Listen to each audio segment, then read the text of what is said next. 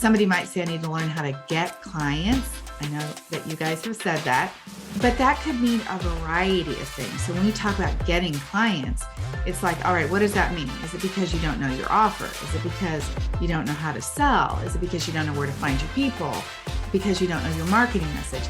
So they could have a problem, and there could be multiple ways to explain that. All right, then you want to ask, what do they want? What is their deepest desire? Not your deepest desire, but also what was their deepest desire? Hello, I'm Debbie Shadid, the host of the Life Coach Business Building Podcast. If you are ready to have more clients in your life coach business, then you're in the right spot. Each week, I'm going to teach you super simple strategies to grow your business without feeling overwhelmed and without spending money on paid ads. Now, if that sounds interesting, stick around and let's get started. Welcome to the podcast. We're going to be talking about marketing, and I know you guys are interested in this because as I look back over the episodes that are the most popular episodes, those are episodes where we talk about marketing. Also, the second most popular episodes are ones where we interview clients. And let me tell you what, we're going to have a combination of both of those in this upcoming marketing podcast series. So I've taken the time to look at the ways that you can market your life coaching business. And let me first say that I talk about organic marketing. Organic marketing is where you are not spending money on ads. It's the process of you going out to find people or organically connecting with people. So it's more of an authentic connection, which I believe is the best way to build your coaching business. And by the way, the fastest way to grow your coaching business. So the 8 different ways that I'm going to talk to you about marketing your business in this series are not going to include paid ads. You won't have to spend any money. You just have to spend some energy. You have to get over your own fear, your own concerns about marketing. That's where you have to break through barriers, but you don't have to break into your pocketbook. So in this 8-part series, I'm going to give you the step-by-step explanation of what to do and how to do it. We're going to take a deep dive look into marketing your coaching business. All right. If you are not already subscribed to this podcast, I want you to follow the podcast. If you're on your iPhone, you can click up to the top. There's 3 dots and just click follow. Then you'll be notified when I have a new episode, which those drop every single Wednesday. We're going to be covering, you guys, everything from niche, which I'm going to talk about today. We're going to talk about mastering your marketing message. We're going to be talking about finding your people and talking to people. Another big hang up. I know that sounds simple, but that's the networking with people. We're going to be talking about email opt-ins. We are going to be talking about email marketing, social media, workshops and speaking, making a marketing plan. We're also going to be talking about so many other ways that clients that I work with have marketed their business. Today, we're going to be talking about niche. And before we get started on how I want you to understand your niche, this is like pre-marketing.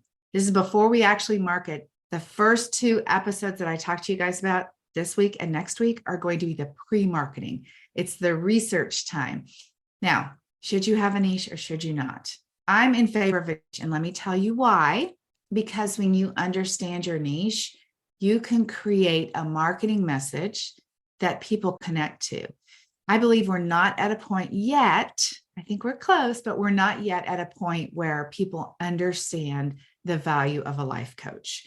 Now, we're coaches, and sometimes we forget that once we've bought coaching, as life coaches, we've all bought plenty of coaching, then we see what a transformation it's created for us, and we're very quick to buy coaching again. So if somebody has bought coaching once, they're going to buy it again. But so much of the population has not bought coaching. They don't really understand what a life coach is. They think a life coach is somebody who's going to help them reach their goals, and that's about it. And so I like for you to have a niche to where you can speak to specific problems and speak to specific people so that when somebody reads your marketing, they say, oh, she's talking to me. I get it. Or, oh, she knows my problem and she's saying she has a way to fix that problem.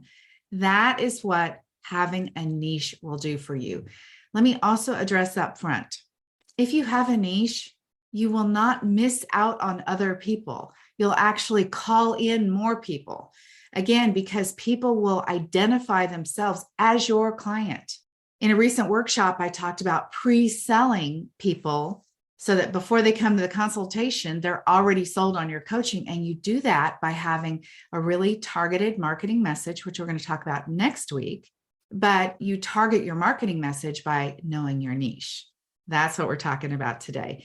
I will tell you that I have a very specific niche. I help coaches in the early stages of their business who have not yet earned $100,000 in their business.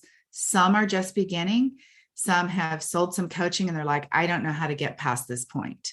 Some are trying to simplify their business. So I have a specific age group of women, mostly that I coach, that are 40 to 60 plus. Do I coach some in their 30s? I do.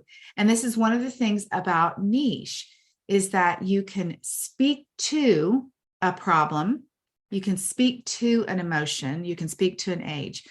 We'll talk about all that. So I want to mention that I had a client. Her name's Leslie McHale. Hey, Leslie, if you're listening. She was a general life coach, and the training that she had had and the coaching that she had had prior to working with me was that general life coaching was the best way. Just be a general life coach, talk to lots of people, help lots of people. And that was all great. But I told her, I said, if we can get your message narrowed down, I promise you, your business will work better and you'll sell faster. So she wasn't really ready to decide, is it men or women? Is it kids? Is it teens? She didn't want to do that. So I said, all right, how about you tell me what the most common emotion is that you coach on? And she was like, everybody talks about anxiety. And I said, all right, so we can focus your marketing message without narrowing it down too far. We can talk about the pain points of anxiety. So if you are not wanting to have a really narrow niche, you can do something like that. Today, though, let me take you through the steps of really being able to understand your person. And honestly, you should do this work whether you decide to have a narrow niche or a broad niche. Either way, you should do this work. I want you to understand what it is people, other than you and other than coach peers, what people think about coaching, what they think about their problems. So let's start with you identifying who your people are. Maybe most of you guys think you know who your person is because your person is you. You came to coaching for a particular reason. You had a desire, a need that needed to be solved, and now you're passionate about helping other people. That's the best niche to have, by the way, because you've experienced transformation and you can sell it so much easier. But let's talk a little bit further about how you would go ahead and do research, even if you think you know your niche. So let's talk about who they are. What is the demographic? What is the age group? And what are their interests? So I'm talking about, could be religion. It could be race. It could be age. It could be gender. It could be specifics to a region of the world. Like there's broad categories like that. They could have common interests. It could be a lifestyle thing. It could be career, family, health. When you think about health, my goodness, it doesn't have to be just weight loss. There's many, many, many health conditions. Like you could be a coach for people who have RA, rheumatoid arthritis. So there's all kinds of categories of health coaching, for example. So maybe there's an interest, maybe there's an emotion, maybe there's some thinking that needs to be changed. That would be kind of the demographic of your person as you explain them. For me, the key demographic of my coaching is females only that are in the beginning stages of their coaching business. They haven't earned $100,000 yet, and they are frustrated with technology. They don't know how to market their business, very passionate about what they do. I know all of these things, by the way, because I've interviewed people just like you. And I get all of the common words that you say, and that becomes part of my marketing. So who are they? The second thing is, what is their problem? Now, you might have a specific problem that you coach on, but there's multiple ways to talk about that. Somebody might come to me and say, like, I'm frustrated with my business and I don't know how to put it together. I need a system. They actually might be talking about some technology. Somebody else might say, I'm terrible at tech. So they are talking about technology in a different way. You see what I'm saying? Somebody's talking about system, or I just need to learn how to be in business. Somebody might say, I need to learn how to get clients. I know that you guys have said that, but that could mean a variety of things. So when we talk about getting clients, what does that mean? Is it because you don't know your offer? Is it because you don't know how to sell? Is it because you don't know where to find your people? Because you don't know your marketing message? So they could have a problem, and there could be multiple ways to explain that. Then you want to ask, what do they want?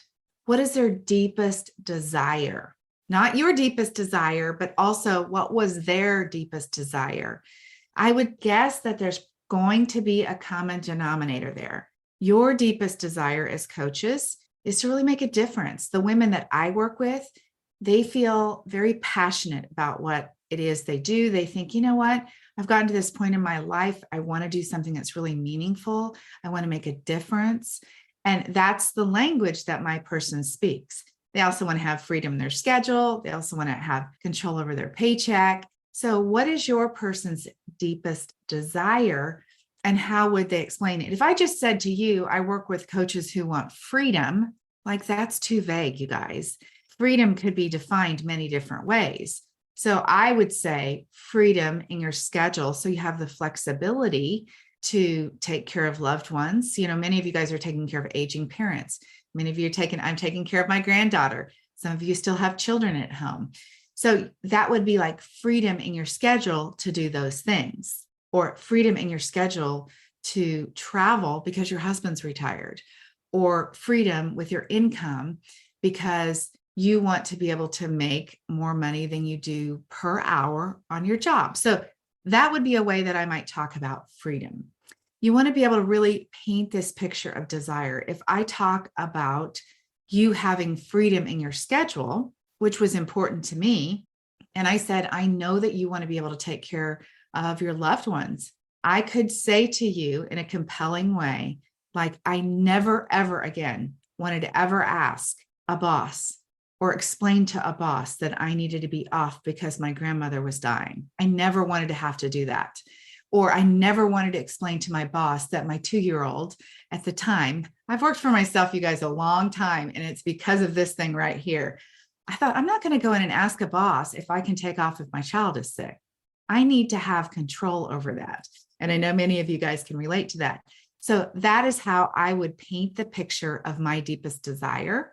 So what is a way that you would paint the picture, poking at the pain, like those two examples, being able to take care of your sick child, being able to take care of a family member who's maybe sick, being able to tend to the needs of your family, especially, I thought, gosh, I'm a hard worker. I'm an overachiever. I'm a top performer. I should not have to go in there and beg to be off work.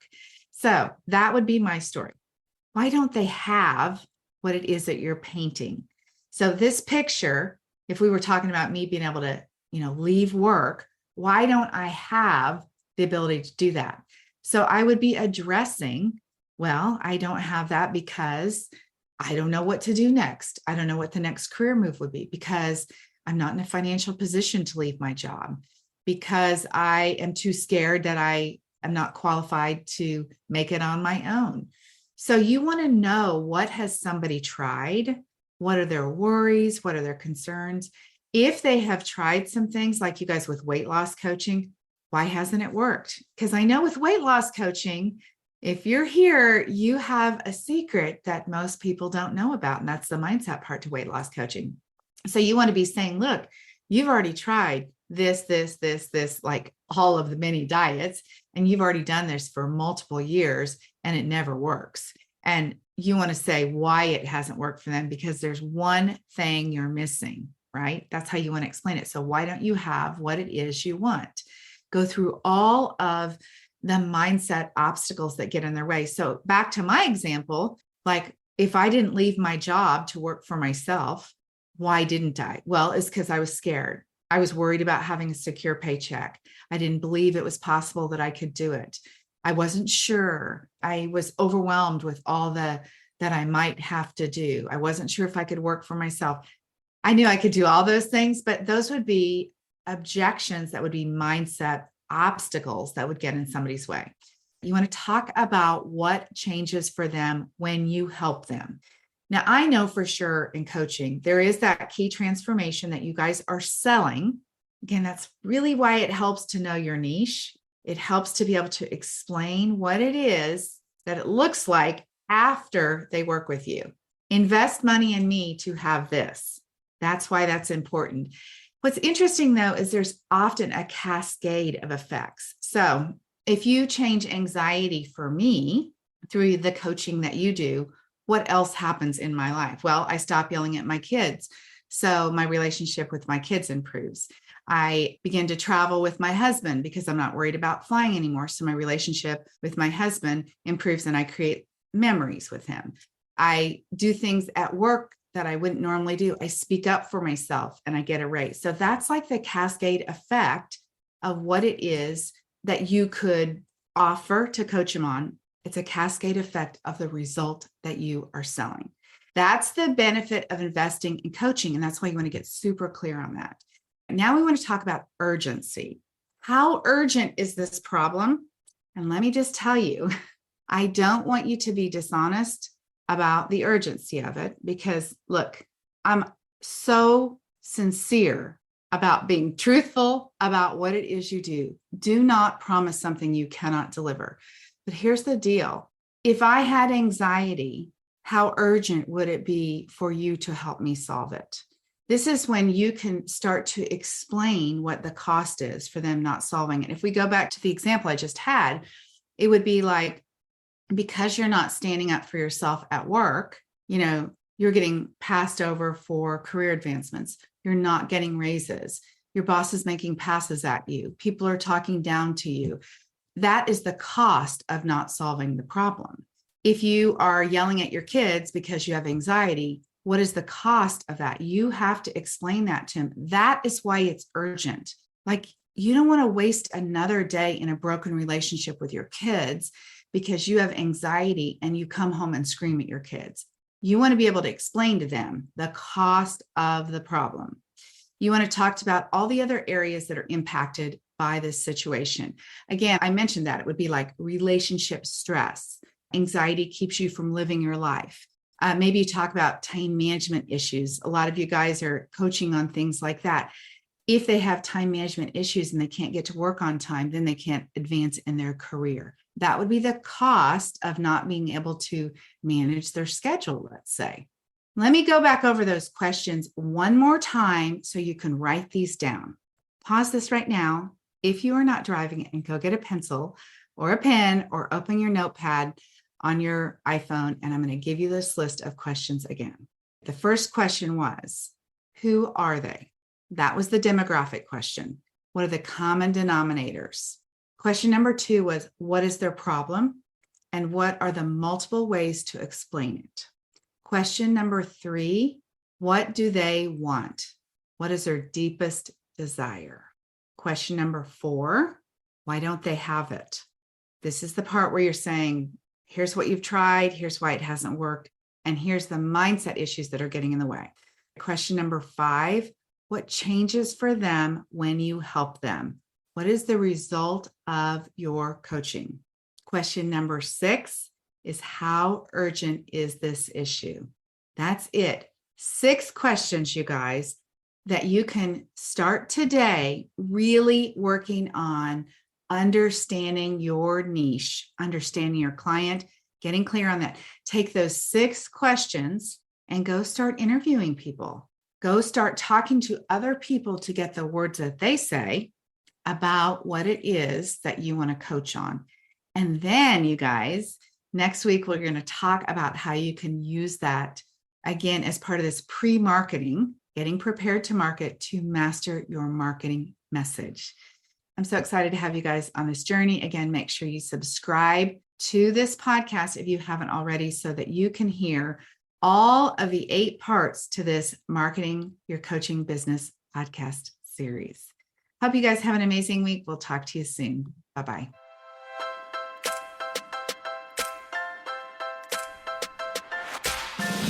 Okay, ladies, that is it for today. Before we go, I want to invite you to head over to debbieshadid.com. I have this incredible Canva training specifically designed for life coaches, where I'm going to teach you how to use Canva to create beautiful graphics to market your life coaching business. All right, have an amazing week. I'll talk to you very soon. Bye-bye.